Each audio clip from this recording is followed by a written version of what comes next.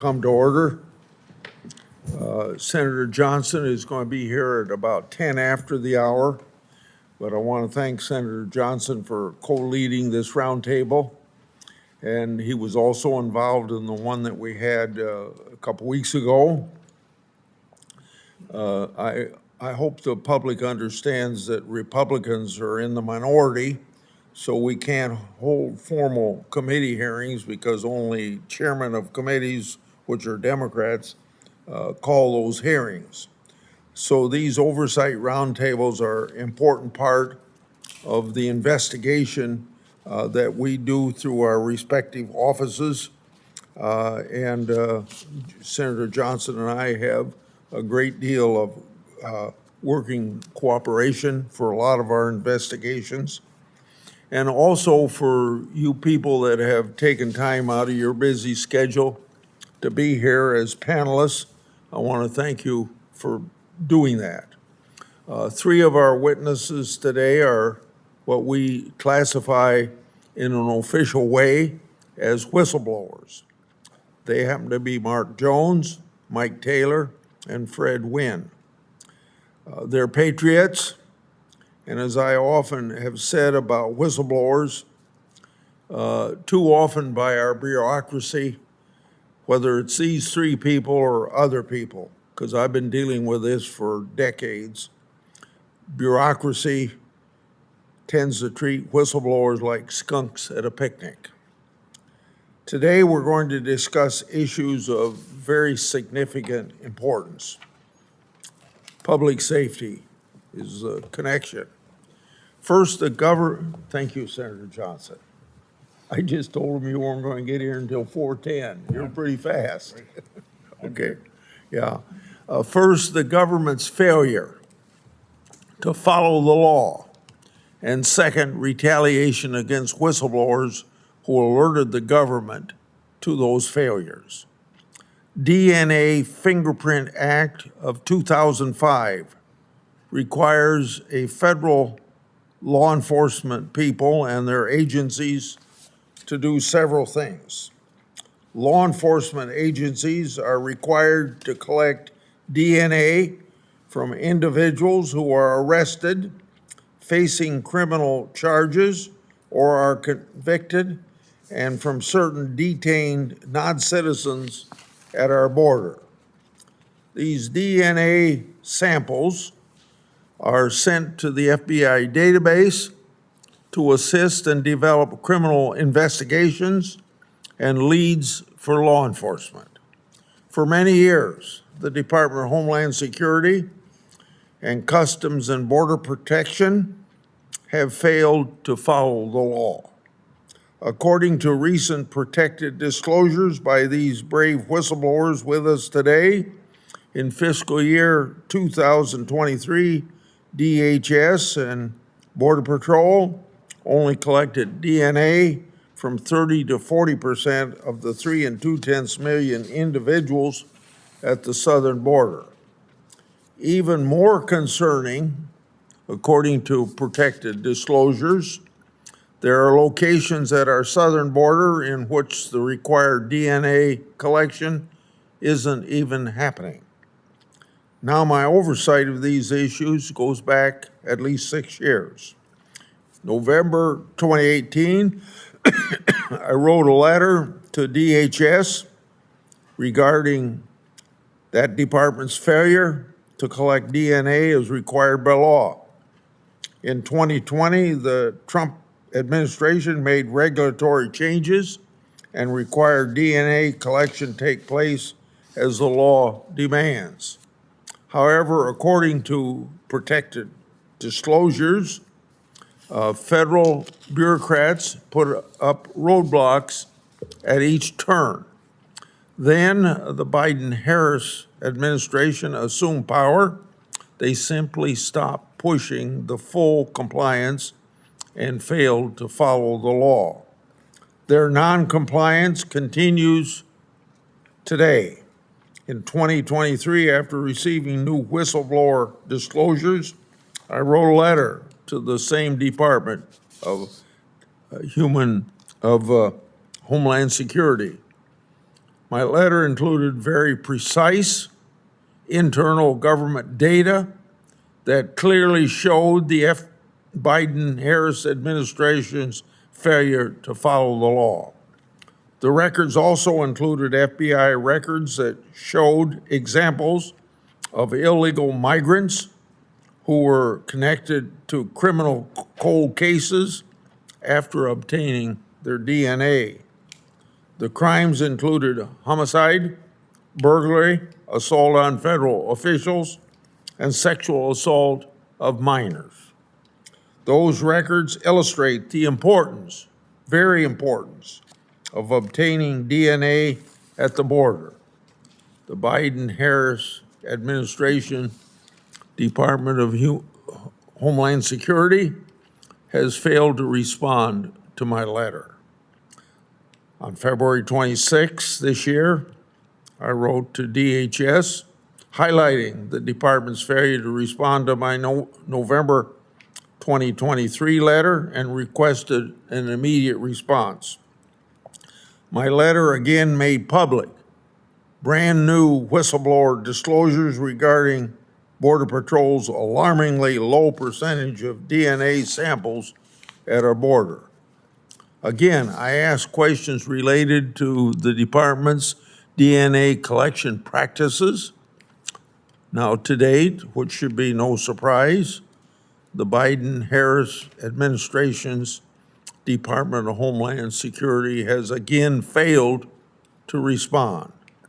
The failure to collect DNA has real-life implications. We need to know who's coming to the United States. We need to know whether they're connected to any crimes. In other words, are they dangerous to our community? This is not a free-for-all. The Office of Special Counsel even performed a review of these whistleblowers' protected disclosures. That review said, in part, quote, CBP has failed to fulfill its responsibilities under the law, and in so doing has compromised public safety. The failure to collect DNA clearly inhibits law enforcement's ability to solve cold cases and to bring violent criminals to justice. End of that quote. But I want to further quote the Office of Special Counsel.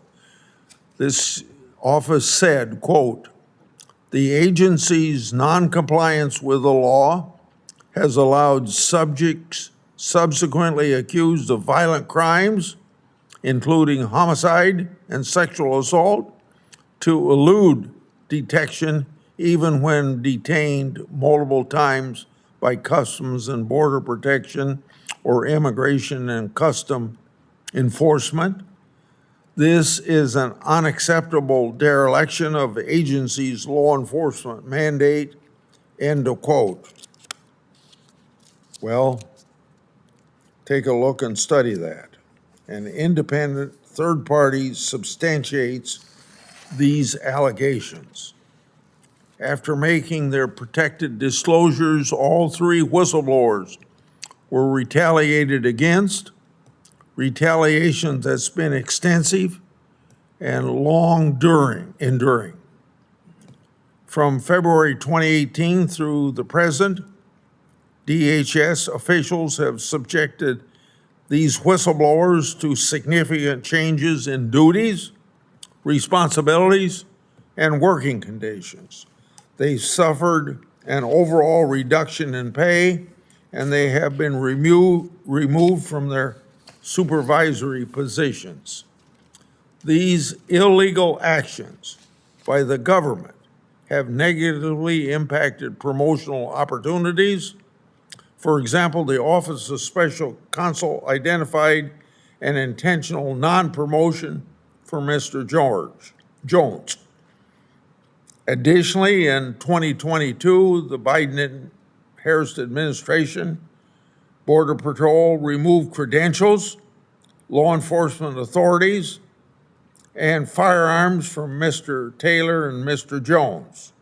This resulted in Mr. Taylor losing his law enforcement retirement benefits after 30 years of federal service. The removal of one's firearm and credentials is the ultimate act of personal and career retaliation. The way DHS has treated these three courageous men is an absolute scandal. The Office of Special Counsel said its investigation supports a conclusion that the government's actions against these three whistleblowers constituted prohibited personnel practices. More recently, Mr. Jones was subject to continued retaliation by the Biden administration. Specifically, Mr. Jones and others within his office were asked to move to a different workplace. When Mr. Jones arrived at his new workstation, he was the only employee without connectivity, power, or phone access at his workstation, which lasted for over 3 weeks. Secretary Mayorkas has failed to cure the illegal actions against these three whistleblowers.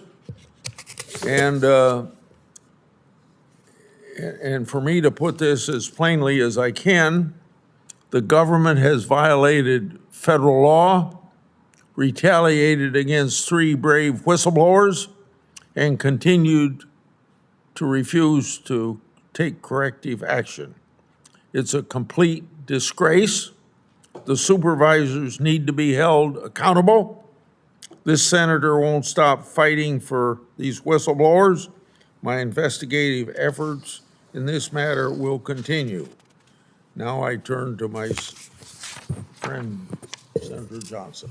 Well, thank you, Senator Grassley. And again, I want to thank you and your staff's dedication over many, many years of championing whistleblower protections and actually protecting whistleblowers. And the result of that, just so the public understands, is whistleblowers feel very comfortable coming to Senator Grassley's office, and the public is made aware of things that the public deserves to know because of his efforts.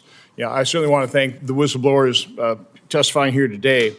A couple of weeks ago, we held a roundtable with additional whistleblowers that described how the federal government, HHS, knowingly is rushing,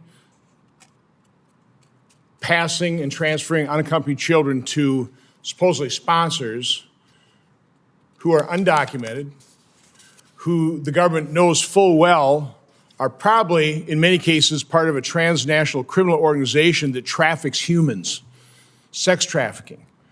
And they're doing that because one of the whistleblowers was reported saying is the federal government doesn't get sued by traffickers, they just get sued if they hold on to these children too long because of the Flores settlement.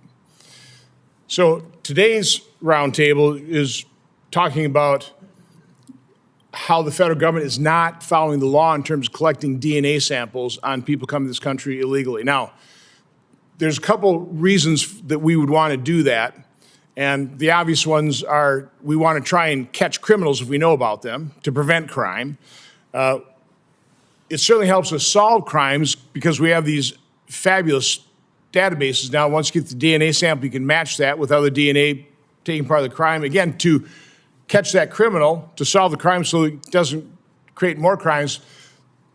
My involvement as Chairman of Homeland Security in terms of DNA testing involved more of what has sparked all these crises now at our border. There's this flood of people. And I just want to quick tell the story, if you can indulge me a little bit, because most people don't understand why we have these crises. It really all began, the catalyst was the Deferred Action on Childhood Arrivals.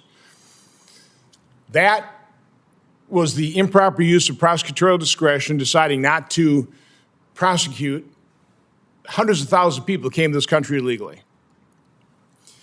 Children.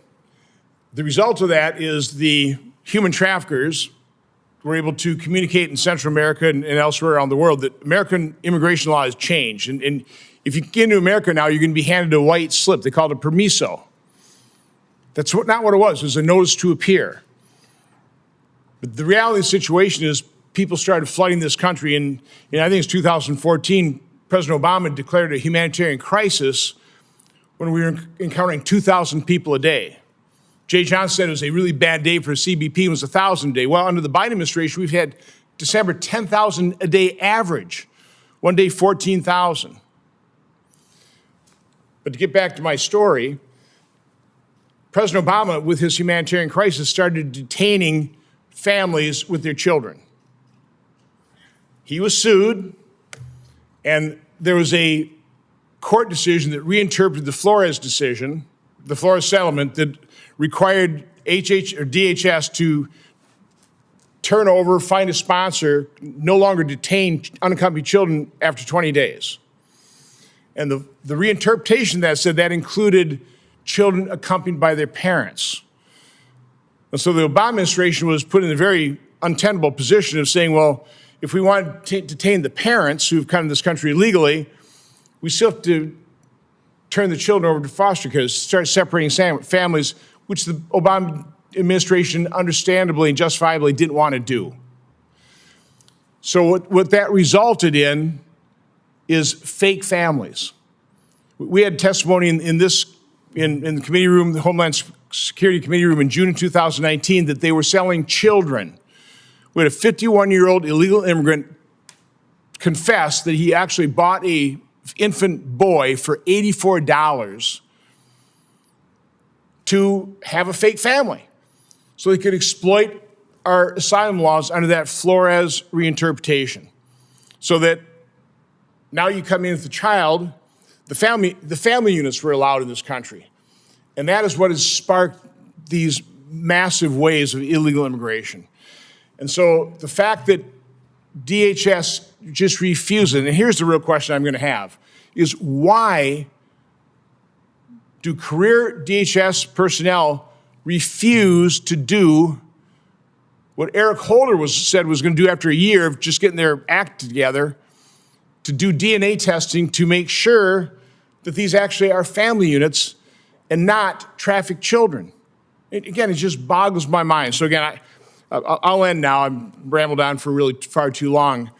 But again, I can't tell you how much I appreciate your dogged determination to, first of all, protect whistleblowers, but also do the oversight in these areas that just lead to untold human depredation, untold human suffering that our federal government is turning a blind eye towards. So again, I just commend you, Senator Grassley, and the whistleblowers for coming forward. The American public needs to understand this so that we can stop it. Because there's just all kinds of horrible things, inhumane things happening to human beings because our federal government refuses to acknowledge the truth. So thanks, Senator Grassley. Thank you, Senator Johnson. We cooperate on so many things, and this is just a small part of our cooperation. Now, I'm going to introduce our witnesses. Fred Wynn is a federal employee for 25 years. He currently works for U.S. Customs and Border Protection, has been a part of the Department of Homeland Security for 13 years. He previously served as an operations manager in the Weapons of Mass Destruction Division. Prior to joining CBP, Mr. Wynn spent 12 years at the Department of Education. Mike Taylor is a federal employee with 31 years of federal service. He currently works at U.S. Customs and Border Protection and has worked the Department of Homeland Security 21 years since the inception of the department, going back to March 2003. He previously served as Deputy Director of Weapons of Mass Destruction Division in Border Patrol. Prior to his start at DHS, Mr. Taylor worked at the U.S. Customs Service, which became Customs and Border Patrol. Mark Jones is a federal employee with 20 years of federal service. He currently works at the U.S. Customs and Border Protection and has been part of the Department of Homeland Security for 12 years.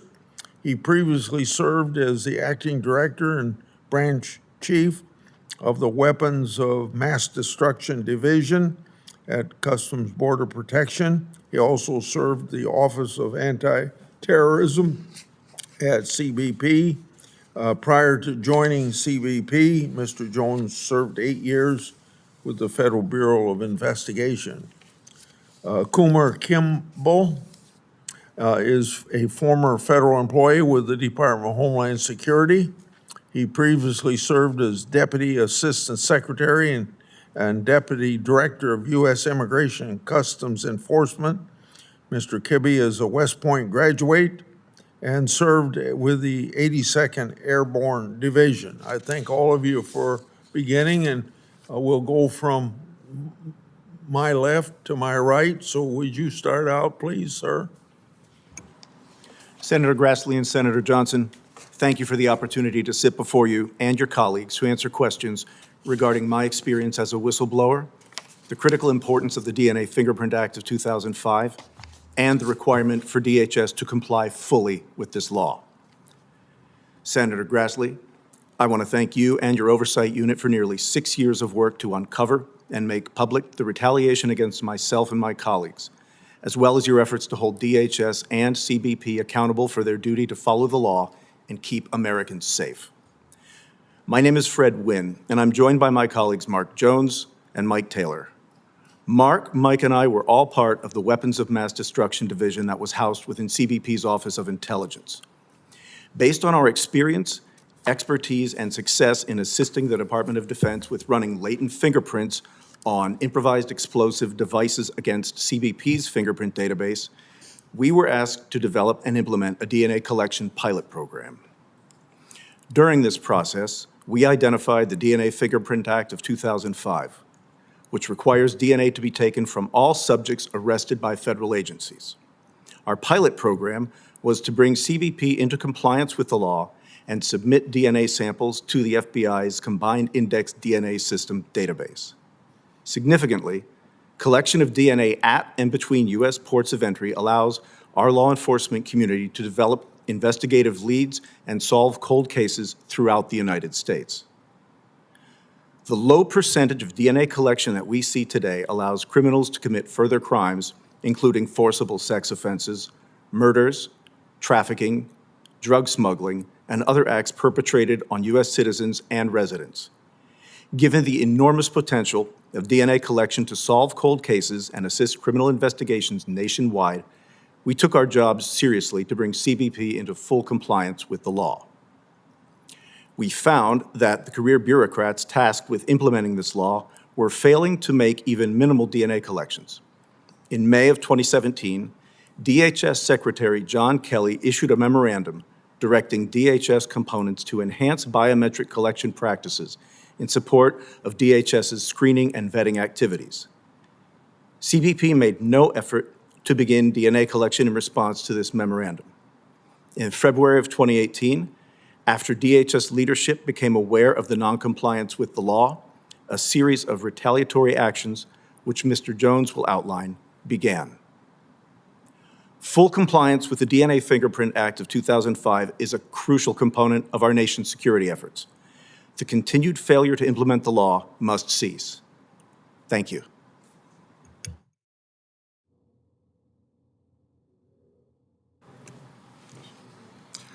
Senator Grassley and Senator Johnson, thank you for the opportunity to come before this roundtable and answer questions regarding the DNA Fingerprint Act and the retaliation that has been taken against me and my colleagues.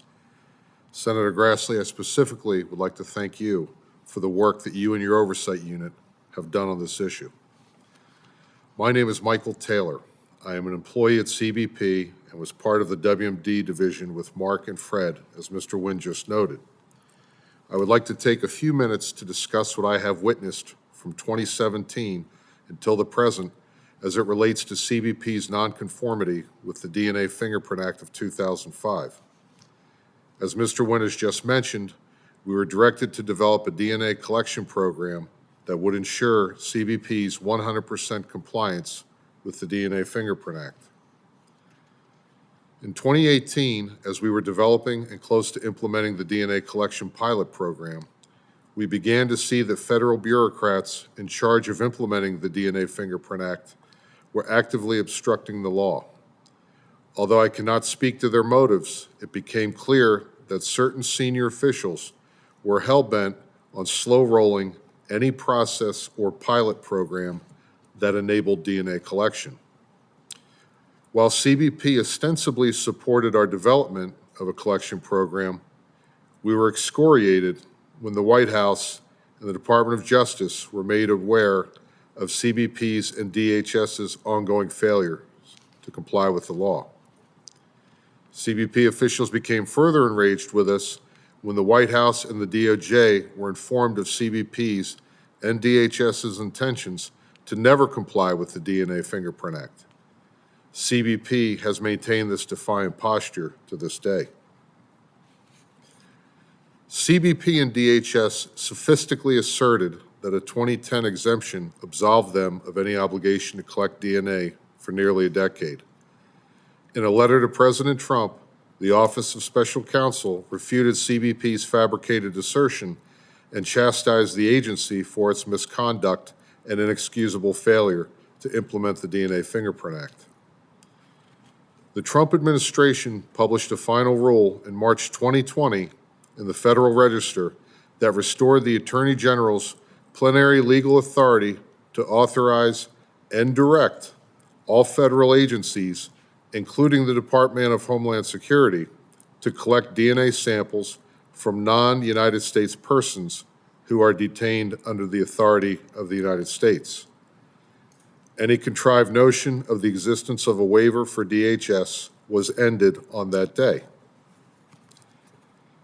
Despite DHS and CBP internal directives and correspondence going back to 2020 and ordering compliance with the DNA Fingerprint Act, the FBI reported that CBP had a DNA collection rate of 38.7% in fiscal year 2023.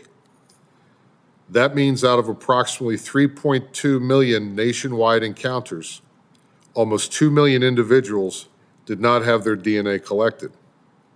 The DNA samples that DHS and CBP did collect in fiscal year 2023 led to 1,037 matches in the FBI's combined DNA index system. Since these results are believed to be statistically linear, DHS potentially missed well over 1,600 criminals in fiscal year 2023 alone. It has been over 4 years since any perceived or imagined ambiguity has been removed from the federal government's law enforcement DNA collection requirements. Collecting DNA as required by the law is clearly not a priority for the current administration. Instead of taking the necessary steps to fully comply with the DNA Fingerprint Act, current DHS and CBP management seem more interested in focusing their efforts on continually retaliating against my colleagues and me for disclosing what can now only be described as their chronic malfeasance. Thank you. I look forward to answering any questions that you may have.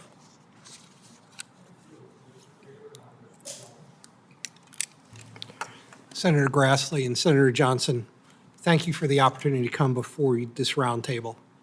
Senator Grassley, I would like to echo my colleagues have said about your oversight. Thank you for the work you are doing and to right the wrongs. My name is Mark Jones, former acting director of the Weapons of Mass Destruction Division. I had the honor of leading the WMD division and working on the DNA collection pilot program with Mike and Fred. I plan to speak to you today about the ongoing retaliation against me, Mike, and Fred as a result of our protected disclosures of the failures that Mr. Taylor just laid out. It's important to note that the Office of Special Counsel has corroborated our claims of retaliation and DHS's failure to comply with the law. In February of 2018, our team was in communication with a staff member of the DHS Secretary's Office regarding the roadblocks that career bureaucrats at CBP were putting in our way, slowing our progress towards the pilot and ultimately compliance with the law. At the time, the Trump administration, White House, and DOJ were pressuring DHS on full compliance with the DNA Fingerprint Act of 2005. As a result of our protected disclosures, the retaliation against me and my team by CBP leadership began. These bureaucrats immediately shut down the DNA collection pilot program and disbanded the WMD division. Further, during a conference call in April of 2018, senior officials stated that they did not want to comply with the law, despite being pressured by the Secretary of DHS and the Department of Justice. This is what led me and my colleagues to make protected disclosures to the Office of Special Counsel about DHS and CBP's failure to comply with the DNA Fingerprint Act of 2005. I continually raised a noncompliance with the law to the attention of my supervisors. They told me to keep my mouth shut and things would go easier for me. Since 2018, we have been left with no meaningful tasks or work, effectively ending our professional careers. Under the current administration, the retaliation due to our protected disclosures to OSC and Congress intensified and continues today. For example, Mr. Wynn was pressured to take a job well below his expertise and has been subject to significant reputational harm. One of the most overt and egregious actions taken against Mr. Taylor and myself occurred just over a year ago. We were stripped of our law enforcement authorities, credentials, and firearms. As a result, Mr. Taylor was also stripped of his law enforcement retirement benefits. This administration, DHS, and CBP leadership is aware of the continued retaliation. I do not believe that they will willingly take corrective actions necessary to right these wrongs. As the Office of Special Counsel wrote in a December 2021 memo, and I quote, "The agency's treatment of the complainants is particularly pernicious because it has a potential chilling effect on other agency employees, and it sends the clear message that whistleblowing will derail one's career." DHS and CBP's attitude toward us can be summed up in a recent quote from a current official. "The agency wants to bankrupt us, make us quit, die, kill ourselves, or preferably all of the above." This is the treatment we receive for coming forward as whistleblowers, simply wanting our government to follow this critical law Congress enacted. Thank you, and I look forward to answering your questions. Senator Grassley, Senator Johnson, thank you very much for inviting me here today. My name is Kumar Kibble, and I retired from ICE after more than 24 years of federal law enforcement service, including as the agency's deputy director. Following my retirement, I worked for a company that pioneered rapid DNA technology, and I led efforts in collaboration with DHS to demonstrate how rapid DNA enables more secure borders, including determining kinship to identify fraudulent family units and to also catch human traffickers. To be clear, I stopped working at that company more than 4 years ago, and I have no financial interest or affiliation with it today. With today's roundtable, I think you've zeroed in on a border security issue that can actually be fixed. It can address one of our most significant challenges, stopping more people from coming into our country who represent known, true threats. I'm looking forward to your questions, but I want to briefly put into plain English the issue that we're discussing here. Today, as you know, personnel along the border collect DNA samples from individuals in custody, stick the samples in a pouch, and mail them to the FBI's lab in Quantico. Those samples have piled up into a gigantic backlog, and by the time they're processed, the people from whom they're collected are long gone. And if those people pose a threat, the opportunity to further detain or return them is passed. It doesn't have to be like this. I mean, instead, proven technology and processes exist that enable rapid processing of DNA samples within 90 minutes. And these samples can be processed in the field, very close to where they're collected at the border.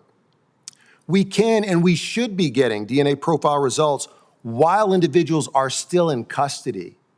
By implementing rapid DNA testing, we provide our border officials with the necessary information to make informed decisions, ensuring that those who pose a threat are apprehended and those in genuine need of asylum are protected.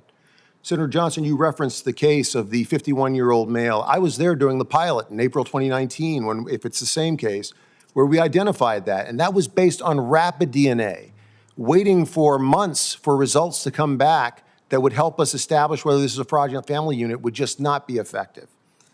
So the money you're spending today on DNA analysis would still be spent, but it would be spent in a way that achieves border security missions much more effectively and prevents backlogs. I'm a firm believer in this technology. I've witnessed its effectiveness. I know that if we implement it across the border, our personnel will stop far more individuals presenting human trafficking, child exploitation, national security, and public safety threats than we currently are able to stop today. In my expert opinion, this is a non-controversial border security imperative that simply accelerates the current slow and ineffective DNA collection and analysis process that's currently in place. Thank you. I'll do my questions, and Senator Johnson will do his. We expect Rick Scott of Florida to come at a later date to ask questions as well. The three of you made protected disclosures regarding DHS and Border Patrol failures to obtain DNA from illegal immigrants at the southern border as required by the law. And based on your opening statements, the Biden-Harris administration has failed to comply with the DNA Fingerprint Act. Mr. Jones, I'd like to start with a threshold question. How do DNA profiles help DHS, CBP, and other law enforcement agencies protect our communities and at the same time secure our border? Senator Johnson, the DNA profiles that are generated by the collection at the border allows law enforcement to then log those DNA profiles in the CODIS database. If there is a latent or a crime scene DNA sample that is in that database, then it gives law enforcement an actual lead or investigative track to be able to reopen or open a cold case. The majority of the cases in that database, 45 to 50%, are sexual assault and rape, followed closely by homicide. In our experience since 2020, we have seen very interesting and promising results that come from these DNA profiles being loaded. The oldest case that was reopened, sir, was from 1972, which was actually a sexual assault. So the value to law enforcement is immeasurable. It's in addition to fingerprints and photographs, and it gives our state, local, and tribal authorities the ability to follow up on cases. It gives victims and their families a level of closure, and it can also exonerate those that have been possibly wrongly accused. If the Biden-Harris administration followed the law instead of flouting it, how would that have played a role in preventing the murder of Rachel Moran? For you, Mr. Jones. Sir, as we look at the failures and successes, even at the 37% threshold that we're seeing today, in focusing on the case you referenced, we know that the subject was encountered by CBP and DHS at least 3 times. His DNA was never collected. On his 4th trip across the border, he's said to be a gotaway. He avoided DHS and CBP, Border Patrol, and was able to get into the United States. He ended up in California, and in March of last year, he was involved, according to law enforcement, in a home invasion and sexual assault of a mother and her 9-year-old child.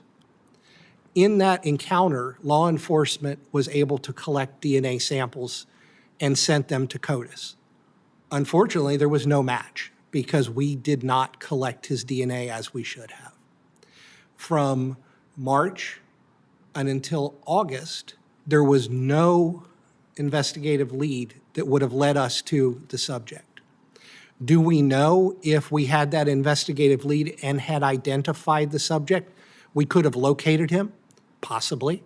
We know that there would have been an NCIC record placed into the federal law enforcement system that said if any state, local, or federal agency encountered this subject, he would have popped as a person of interest in the original home invasion and sexual assault of a mother and a child. He could have been apprehended.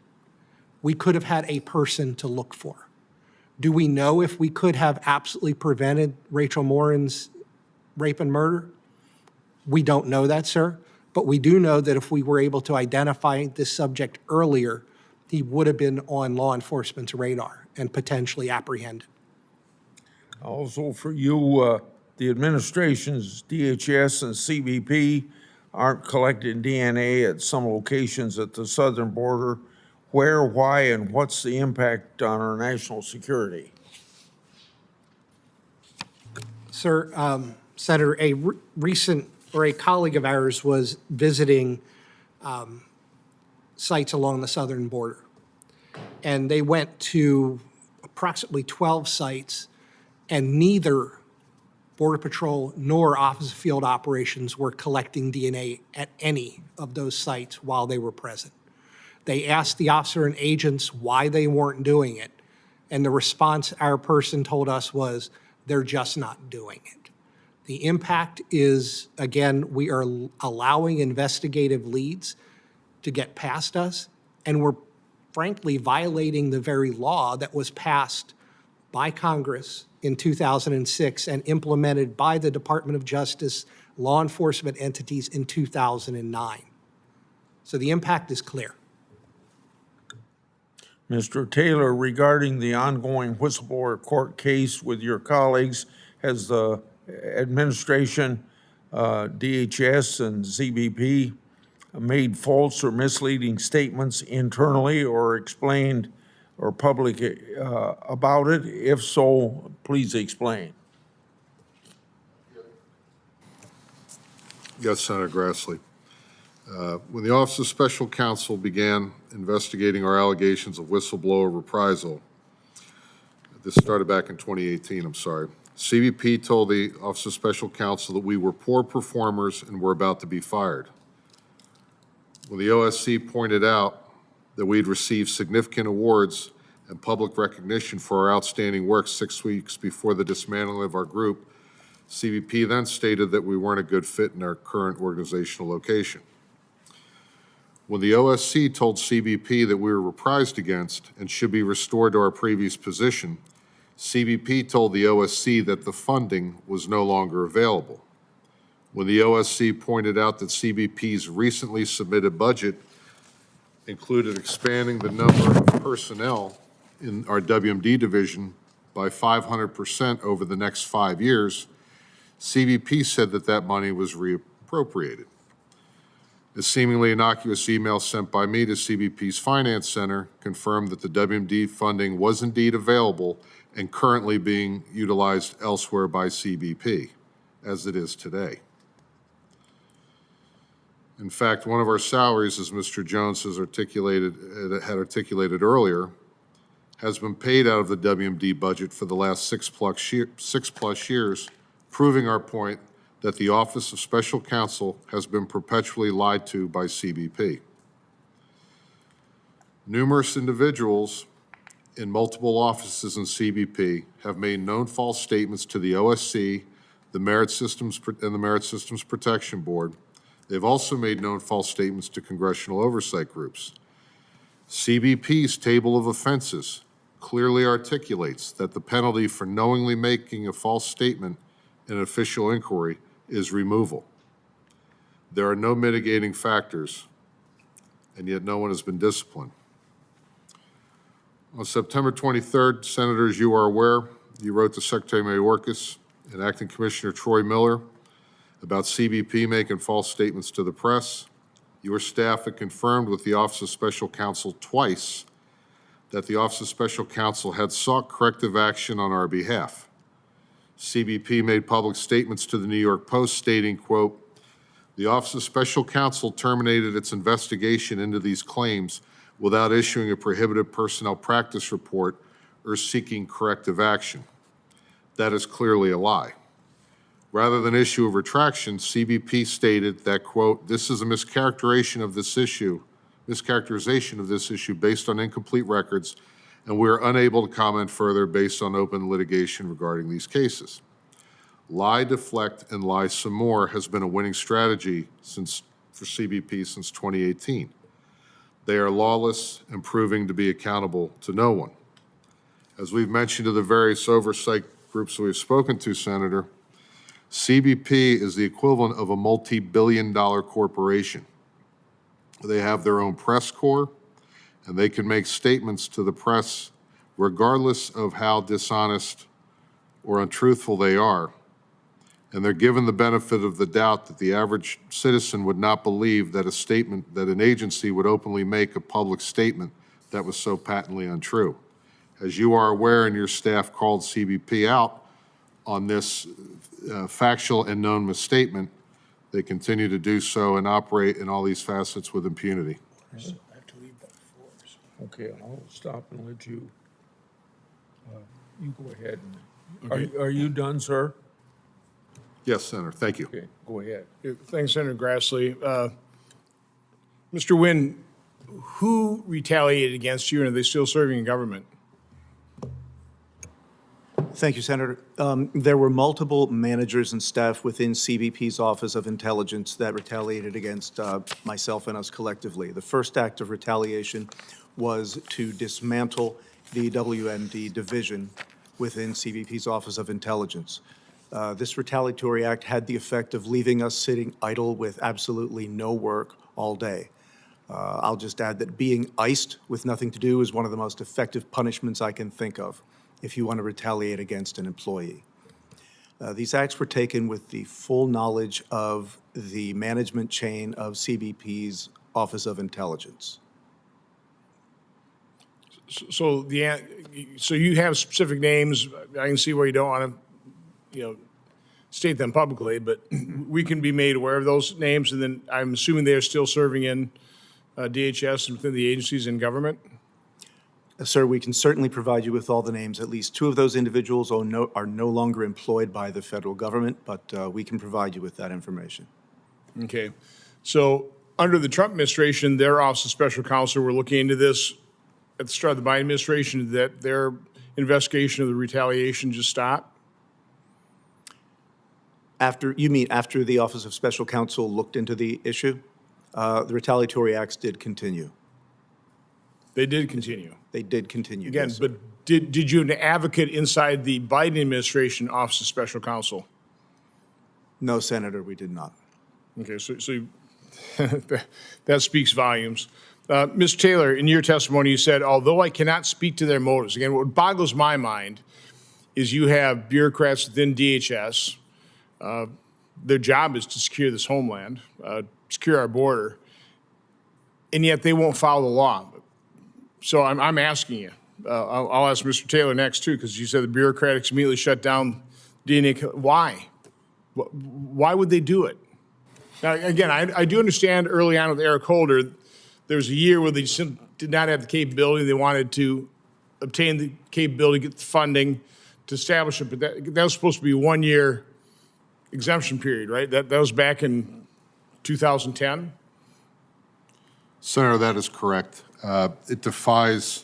It's not lost on anyone here that this is the DNA Fingerprint Act of 2005. It was passed 19 years ago. If my memory serves me correctly, this legislation passed the House 416-4 and passed the Senate unanimously. Not that I follow all the litigation that's up, the legislation that's up here, but that's pretty unanimous and pretty nonpartisan. Again, it was passed in 2005, not in reaction to what was happening on the border. This is just good law that if you're going to arrest somebody, we have this marvelous technology, DNA, we ought to take DNA samples, correct? You would And think then so, all of a sudden, when we had the explosion on our border, sparked by DACA, now you had another purpose, another use for it, is trying to prevent the depredations of the exploitation of our asylum law, correct? That's certainly a reasonable inference, sir. So again, Mr. Taylor, why would bureaucrats in DHS simply refuse to follow the law, and a law that could prevent crimes, help solve crimes, and prevent human depredations of the invasion in this country? Senator, I wish I could answer that. I'm asking Mr. Jones now, Okay. I'm sorry. Okay. Senator Johnson, we have been asked that question by so many individuals. There has never been anyone that has overtly said to us, we don't want to do this because. I will tell you that in April of 2018, after we had been shut down, the three of us were included on a conference call with the then acting commissioner and his staff, senior leaders from Border Patrol, OFO, Field Operations, and our Chief Counsel Office. The person who was the special assistant for then the acting commissioner came into the room on the conference call and said, the commissioner does not want to do this right now. He's being pressured by the secretary and by the attorney general. If we have to have a plan and DOJ pulls the nuclear card, which was then to remove any idea of the ability to not participate, there has to be a plan in place. That person left the room. We were on a phone call listening, and the first thing that came out of our chief counsel person's mouth was, if we have to do this, we will only do what's legally sufficient. One of our Border Patrol folks and OFO folks chimed in with, we can tell management it won't work. They will believe us. We can make any pilot or exercise in this fail. The real over the top for us was at the end of that banter back and forth, one of the individuals said, if we have to, we will get the press to film us forcibly taking DNA from an 89-year-old woman to garner public outrage. So I saw that in your longer testimony, but it still begs the question, why? It defies logic, sir. We're the largest law enforcement agency in the federal government, and we're thwarting one of the greatest tools that have been provided to us. You mentioned that the DNA Fingerprint Act of 2005 was passed when it was just the right idea. It was done in connection with the Adam Walsh Act at the same time. This was at a time we were focusing on tools that allowed us to be more efficient and effective in our law enforcement. So one question, or one reason I could think of is if it's just inordinately expensive and they simply didn't have it in their budget. So that leads me to question you, Mr. Kibble. You're expert in this. What does a rapid DNA test cost? Senator, back in that time period, it was roughly $200 a test. And that time period would be 2010? No, around the 2000, between 2010 and 2018, 19. Recent innovations have brought that down to, like at scale, if you were deploying it fully along the border, it would drop down probably to about $100 a test. So discuss that technology. I mean, what is a nasal swab? It's like a PCR test, or? Senator, it's a buccal swab. It's a cheek swab. It would be incorporated into just the basic procedures that OFO and Border Patrol follow currently. It's just that instead of taking the swab and dropping it in an envelope and mailing it to join the 15-month backlog at the FBI laboratory, you would process it on site or nearby, and within 90 minutes, you'd have what's called an STR-ID, a short tandem repeat ID, which is nothing more than basically like a hyper-accurate fingerprint. Doesn't contain medical information or anything. And you're able to then make an instant, bounce it against national and international databases to see if you have any derogatory information on that subject. So why do we have, with this technology that exists, why do we have such an enormous backlog at FBI? They just haven't updated their technology? I can't answer that, Senator. I'm not sure. I do, with the Rapid DNA Act of 2017, the FBI established procedures to be able to ingest rapid DNA, STR-IDs from booking stations throughout the country, state and local agencies. I do know they have considered rapid DNA as a way to augment their capacity at the laboratory. I think they also are pursuing robotics to try to process about 120,000 samples a month. But the issue with all of that is you want to test it where you're collecting the DNA so the officer or the agent can make an informed decision right here and now before you let them into the country. And again, you could have the results in 90 minutes with today's technology in terms of computerization. We could run a match on that and have the results in very short order, correct? Very short order. And again, to the issue that you addressed before, you've got to do it locally. I mean, to get the familiar, if you're going to determine whether it's a fraudulent family unit. And DNA testing, whether it's rapid or not, is agnostic. It can determine that there is a child trafficking situation going on here, or this is an authentic family unit. Okay, well, again, thank you. I want to thank, again, the whistleblowers for coming forward, and again, Senator Grassley for being a champion for you. Thank you. I'm going to go to Mr. Kimmel and ask you similar to what Senator Johnson did, but give you an opportunity to maybe give us some more information. Could rapid DNA technology be employed across our entire southern and northern border? And then in conjunction with the $100 you talked about cost, do you have any idea what it would cost on an annual basis? Senator, I don't have the annual numbers, but you could basically project what are the candidate pool in terms of the encounters, the 2 million plus folks that are being encountered along the border, and you could extrapolate based on the $100 test cost. What would it look like? We could deploy it across the entire southern border. You could do it in phases, depending on what the budget allows. You could have a mobile capability that allows you to take a group of machines or instruments to where there are high flow areas, and you can augment, you can shift, you can be very agile in your response with the rapid DNA technology. So it doesn't have to be deployed everywhere at once, but you could strategically deploy that capability at or near the border in order to get the immediate results that we need before we release these folks within 72 hours. Thank you for that. There was a follow-up that I wanted to do with this would be for each of you three people, and I think I know the answer, but I want to hear it from you, and it's probably just a yes or no answer. Your treatment as whistleblowers, in your opinion, has Senator Mayorkas failed to comply with the whistleblower protection laws? Mr. Wynn. Yes, Senator, I believe he has. He has either ignored the whistleblower protection laws or his staff has shielded him from any unpleasant facts about CBP's retaliation. So that suggests an unacceptable level of either malice or dysfunction. Mr. Taylor? Senator, I would have to agree with that. We do know that the current Inspector General for DHS has been aware of this for, we believe, at least 5 years. We've reached out no less than a half dozen opportunities, or I'm sorry, no less than a half dozen times to him. And through the work of your staff, your committee, if you go and Google CBP DNA whistleblower, I believe that we own the first 4 or 5 pages of results. We're recently on the front page of Government Executive. This is not a secret, what's going on with us or what's going on at CBP.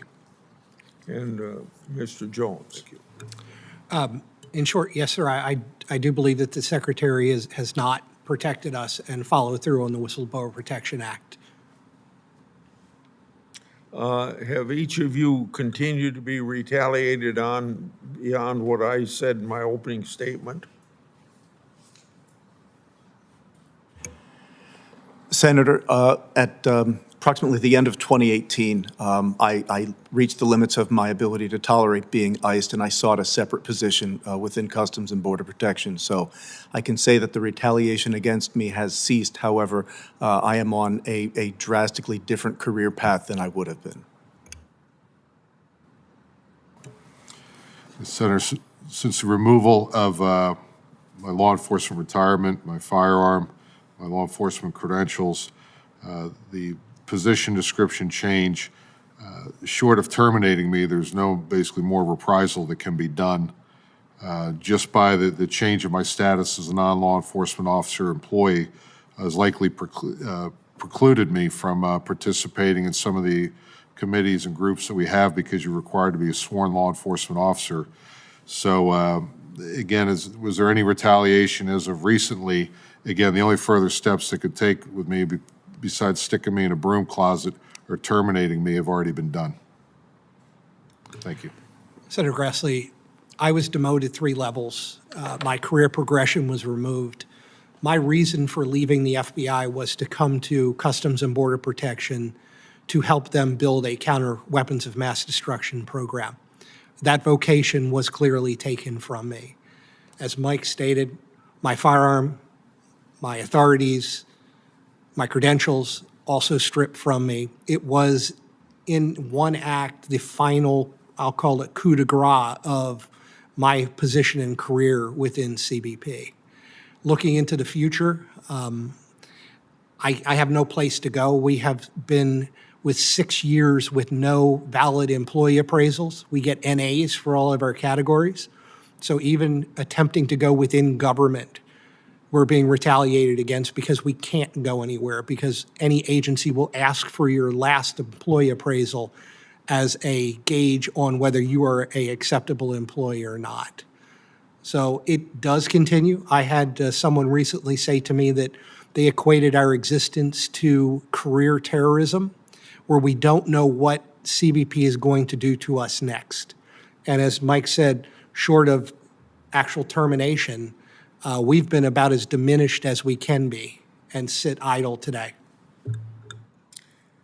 Is it fair for me to assume for each of you three whistleblowers that there's never been any corrective action taken against the officials who engaged in this retaliation against you? Mr. Wynn, Senator, that's correct. We are not aware of any such action that's been taken. Mr. Taylor? Senator Grassley, to the contrary, out of these individuals, minus the two that have been retired, are no longer with the agency, one individual was promoted to the senior executive service. Another individual was promoted to the position of assistant commissioner. The third manager was temporarily promoted to an acting deputy executive director position. Other individuals, as Mr. Wynn had mentioned earlier, have been permitted to retire or lateral to other offices or other DHS components with no encumbrances, despite the Office of Special Counsel highlighting many of these individuals' specific acts of retaliation. They were not investigated. None of them have been investigated. When you're under investigation, you have what's called a red book, and that allegation must be either substantiated or cleared before normally, under normal circumstances, you're allowed to leave a position or go to another office. Because these people have not been investigated in any way, shape, or form, they're allowed to move about freely on their own career path or wherever they choose. And Mr. Jones? Yes, sir, Senator Grassley. It should not go unrecognized that from the outset, our CBP leadership has had little interest in addressing any of the malfeasance. With respect to the failures of the agency leadership implementing the DNA Fingerprint Act law, the obstruction of the pilot, or those who have continued to actually retaliate against us. The CBP Office of Professional Responsibility was initially tasked by OSC to investigate our disclosure. At the conclusion of the OSC investigation, the special counsel stated in his letter to the president and oversight bodies on August 21st, 2019, I write this letter to inform both the president and congressional oversight committees of this misconduct, and it is my hope that further action can be taken to bring CBP into compliance with the law. I strongly urge Congress to continue its robust oversight efforts in this area, with a particular focus on accountability for DHS and CBP officials who have known for years that this situation existed, but chose not to act. I note that a number of CBP officials central to the agency's inaction were identified by the whistleblowers, but never interviewed in the investigation because CBP dismissed the extent of their involvement. Yeah. The only ones so far that have been in any way punished has been us. Let me check on the status of Senator Scott. Is he still coming? Yes, he is. Yeah. 10 minutes. I have to go at 4 o'clock, and it's our understanding that Mr. Scott will be here soon. Yes, sir, 10 minutes. So maybe you haven't been informed of this, so I may be informing you, but can you just stay there and take a rest? Thank you all very much. Thank you, sir. Thank you very much, Senator. Thank you, Senator.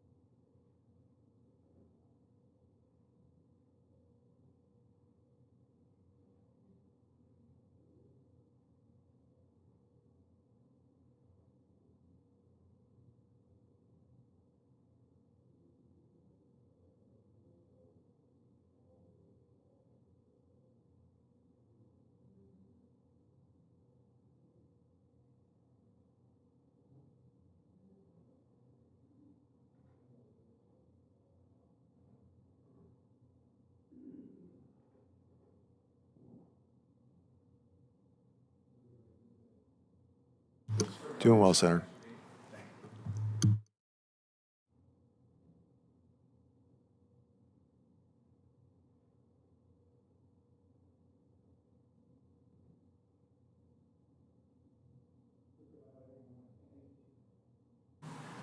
Thank each of you for your service, and thank you for being here today. We clearly have a crisis at our southern border. It is a complete failure. I don't think anybody can deny that. America is a more dangerous place because President Biden, Border Czar, Vice President Kamala Harris, and Secretary Mayorkas have allowed criminals, drugs, terrorists, and other dangerous people into our communities all across our great country. There are real consequences to the failure to secure the border, and each victim has a name. Lincoln Riley, Rachel Morin, Jocelyn Nogari, Lisbeth Gutierrez Salazar, and her two sons, 10-year-old Juan and 7-year-old Julian. These are just a few of the many Americans killed by illegal immigrants that were released into our country by Joe Biden. Real Americans, average citizens, the ones that live a normal life, are being killed. Real American families are being torn apart by vicious crimes and deadly drugs because we have a wide open southern border, intentionally done by President Biden. As President Biden's border czar, Vice President Harris' utter failures to secure our southern border have allowed historic illegal immigration and tons of deadly fentanyl to pour into our communities and kill thousands of our fellow Americans. We also know that the federal government is an expert at wasting our taxpayer dollars. I want to thank each of you for being here today, for your courage to speak up in an effort to improve our federal government.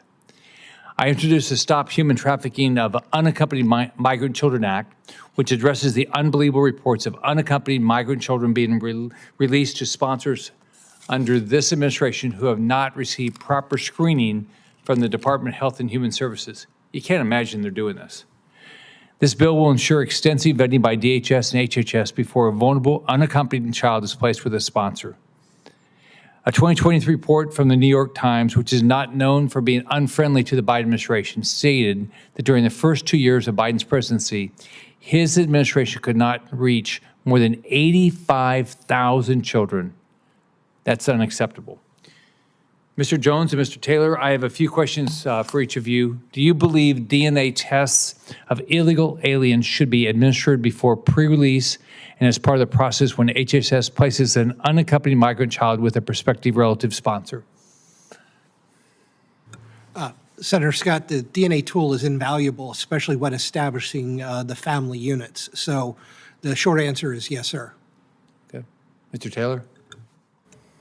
Concur absolutely, Senator. Yes. Yep. Can you please talk about the importance for testing the DNA of illegal aliens and criminals at our borders as it refers to matching it with prior crimes committed in the U.S.? Any of you? Senator Scott, the DNA Fingerprint Act is a valuable tool that was enacted back in 2006, and it allows us to look at the latent or crimes that are currently unsolved, cold cases, and match them against known identities. So when we're collecting at the border and adding those known identities and then immediately matching them to open criminality, it's an outstanding tool for law enforcement. One of the things we found since 2020 is that in the matches that we have actually seen, and in 2023, sir, there were 1,037 matches due to the DHS collection, even at 37%. We actually found a cold case and reopened it from 1972, sir. The ability to give closure to families, reassurance to victims, and to actually exonerate those who are wrongly accused is something that the DNA Fingerprint Act gives us the ability to do.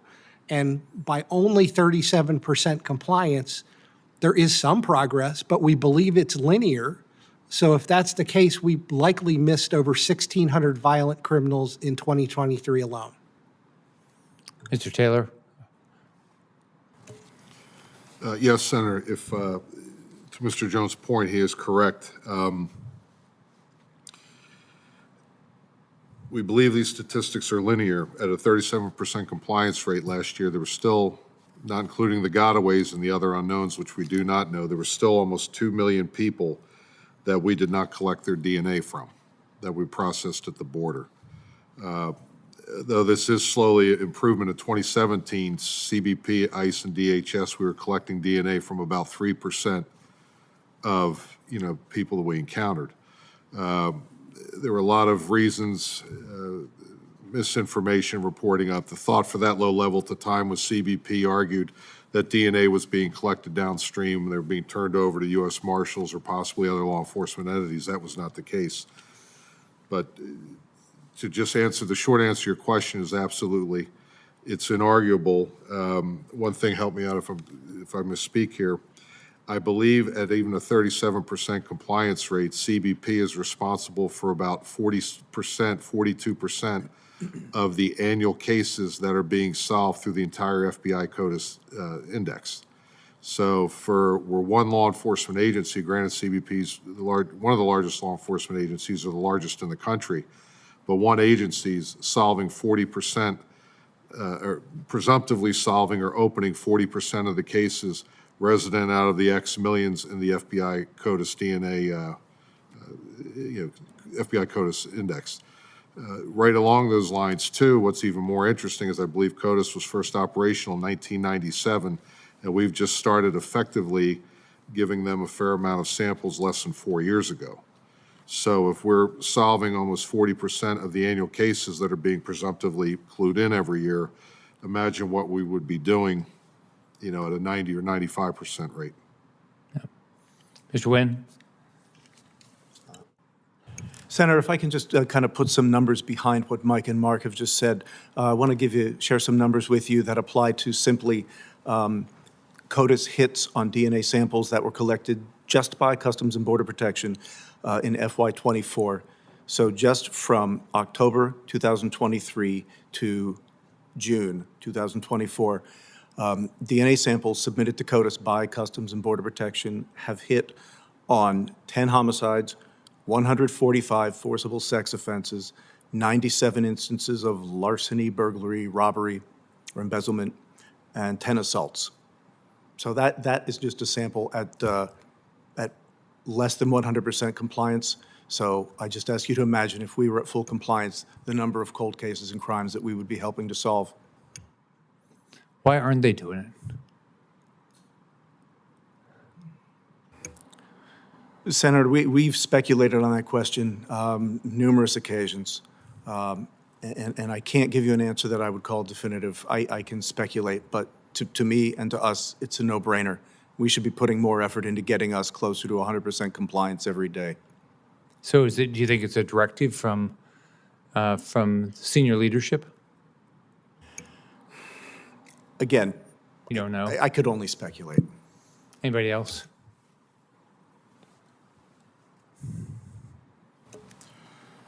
Senator, as was articulated earlier, there were some CBP employees that recently went down to the southern border, and they had visited approximately 12 different stations or offices that were processing migrants. And they noted that DNA was not being collected at any of those facilities. So you asked the question, is this being directed by executive management? For something that's a requirement from law that's part of the booking process, that sort of thing, I cannot believe, I don't think a reasonable person would believe that that has not been okayed somewhere up the food chain. It would almost be akin to continually question someone after you arrested them to not reading their Miranda rights or not taking their fingerprints. It's part of the booking process now. It's codified in the law.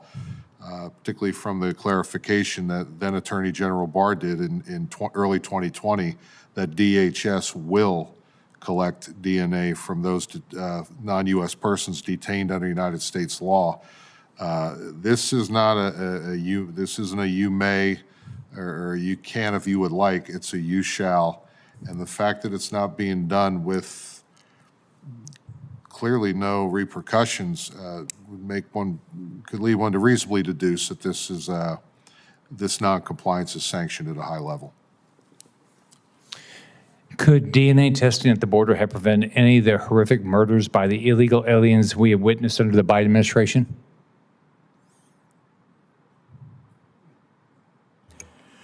Senator, obviously, we cannot say so with certainty, but at a minimum, every collection of DNA represents a potential new investigative lead that could lead to the solving of many of the outstanding crimes.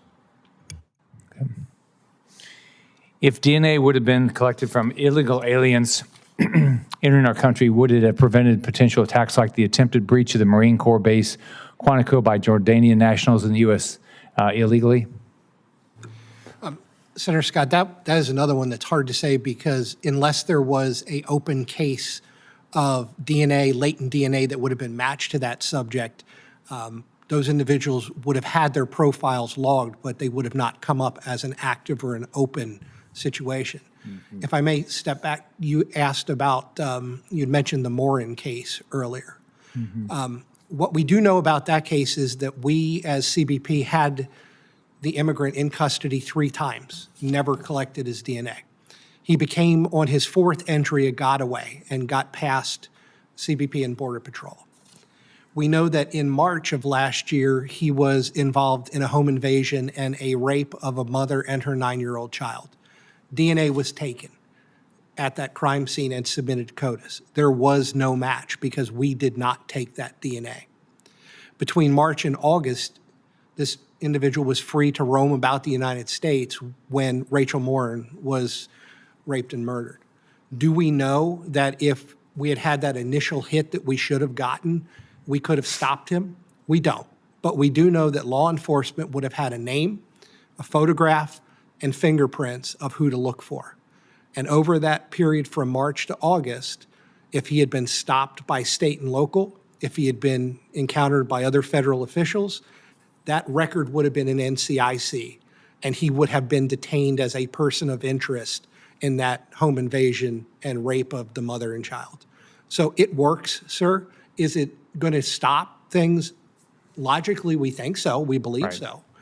We can't tell you for sure, but I would bet my paycheck that they will most certainly prevent other criminality when we're able to identify someone who has already committed criminal acts. So, we all have families, right? So so what do you think the purpose is that they want to open the borders and not make sure criminals aren't coming across? They have to have, the people who are making these decisions have to have families too. Why do you think they don't care?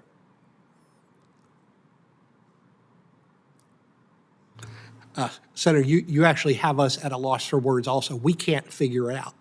We have families, as you said. When we first got involved in this project, when it was originally assigned to us by our then commissioner, we started the research and we worked with the FBI and the Bureau of Prisons and started looking at what the success stories were. And they motivated us because it was individuals that we had encountered multiple times and had never taken their DNA. And they went to do horrible acts, rapes and murders. And each time we had a success story, it motivated us. It was, we were able to now detect this person who is in our country that is and has committed criminal acts, and we're now able to interdict them because of this law and this process. So why? No, sir, I have no idea why. Okay. Well, first off, thank you for being willing to speak up. And I hope you're being treated fairly. So I don't know if you want to talk about that. Senator Scott, Senator Grassley has been a champion for us in the whistleblower retaliation piece. Yeah. Our retaliation started in earnest in February of 2018 when the 3 of us were removed from our positions in one day. I was removed as a director of the WMD division. Mr. Taylor was my deputy, and Fred was part of our team. The division was disbanded, and since then, we have sat without a counter WMD division within Customs and Border Protection. That, to me, is also another vulnerability that has been created because we've been retaliated against for coming forward and bringing this to the attention of our leadership. I just don't get it. I just don't understand why people don't want to secure our country. It doesn't make sense. Yes, sir. Senator Scott, if the initial attorney that wrote the initial disclosure about CBP's DNA non-compliance with collecting DNA, Very, very sharp gentleman. Unfortunately, he has left federal service. But it took us an hour and a half to explain to him, because he could, when we were first explaining our disclosure, because it was absolutely not plausible to him.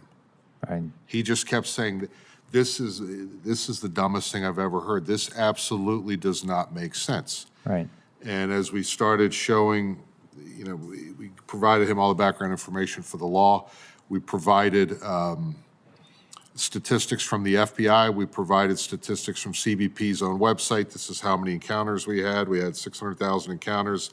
The whole agency sent in 304 DNA samples, and we presume most of those came from our JTTF task force guys that were working with the Bureau. We've heard theories of this noncompliance of that, the fact that Attorney General Barr changed the law in March 2020 and gave the Attorney General the absolute authority to order DHS to do so. There's been speculation that, you know, they're not bigger than us, nobody's going to tell us what to do. That does not explain what had transpired in the decade beforehand. But to your point, and I wish it was, I think one of the greatest impressions we made on the individual, the investigator, the Office of Special Counsel that wrote the original disclosure report, was he could not get over just, he said there was no, he could put no logic to it, and he was quite an analytical individual. And he just said this, it did not make sense when he explained it to then Special Counsel Henry Kerner either. It said, to your point, this is an absolute no-brainer. Right. That the technology we were going to speak to earlier did not come down to. The FBI has streamlined the process. It adds about 30 seconds to the booking process to swab DNA, to tie that particular swab to the, with a barcode you can shoot with a gun that's automatically tied to the prints in the person's profile. The backlog, according to the FBI, according to last week, is all but non-existent anymore. And even if they don't get results for 2 to 5 days, to Mark's previous point, if this person is already out of custody, at least their DNA profile is linked to their arrest profile, their interdiction profile, just like their fingerprints are, just like their photograph is. And a great example that came up before, the recent New York machete case, where the individual, the gentleman's name was Christian Nganlangi. This was a case in New York City, you may be familiar. He tied up the young man and the young lady and raped the young girl. He committed this crime on June 13th in 2024. DNA was collected from the young lady through the victim kit. He was identified immediately because a DNA sample was taken by immigration officials 3 years prior to that. He was on the lam. The gentleman was arrested 5 days later. And when they caught him, it was in the news. Apparently, he was hiding under a vehicle. So there was an example of, in a very short period of time, we know who this guy is. We know he's here in New York, and we're going to find him. So again, we understand there are a lot of political things I'd mentioned before. Your rival here today, that this passed the House 416-4 and passed unanimously in the Senate. This is probably one of the least partisan pieces of legislation in the last 100 years. I don't follow all that, but we've seldom see such agreement that this is really a good idea. And Right. Somehow we're not doing it. And to your point, it is absolutely inexplicable. All right. Well, thanks for what each of you are doing. And you're right, Senator Grassley does a great job working with whistleblowers and taking tough issues and trying to make something good happen. He does a great job. So thank you for being here. Thank you very much. Thank you, sir. Thank you.